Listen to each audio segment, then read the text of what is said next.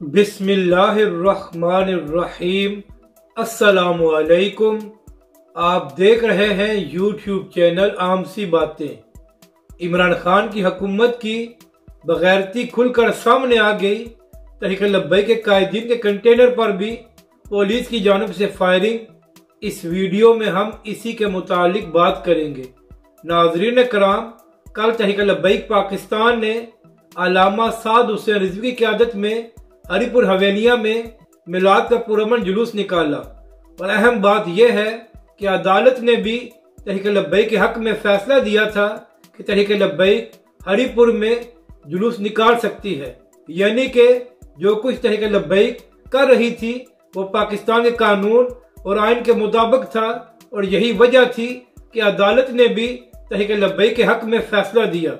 और नाजरीन कराम, कल पूरा दिन तहरीक लब्बैक के कारकुन सड़कों पर रहे, मगर एक पत्ता भी नहीं टूटा, जिससे यह बात साबित हो गई कि तहरीक लब्बैक और उसके कारकुन पूरा दिन पुरअमन रहे। मगर इसके बावजूद जब कल रात तहरीक लब्बैक पाकिस्तान का जुलूस खत्म हुआ और लोग वापस आ रहे थे, तो पीछे से पुलिस ने शेलिंग और फायरिंग शुरू कर दी, जिसकी वजह से तहरीक लब्बैक के बहुत से कारकुन जख्मी हो गए। और नाजरीन कराम, यहाँ पर अहम बात यह है कि जब तहरीक लब्बैक के कायदीन मरकजी कंटेनर पर मौजूद थे तो उस वक्त भी फायरिंग की गई, यानी कि तहरीक लब्बैक के कायदीन को भी नुकसान पहुँचाने की कोशिश की गई।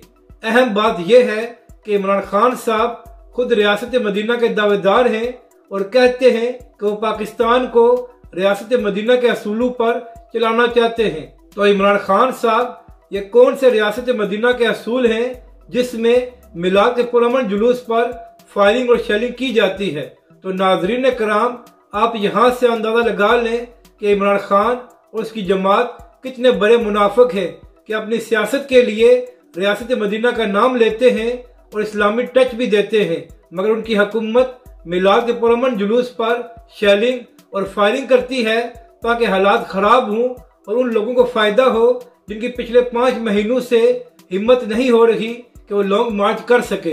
अपनी राय का जरूर इजहार करें कि आपको ये वीडियो कैसी लगी और हमारे इस चैनल को भी सब्सक्राइब करें।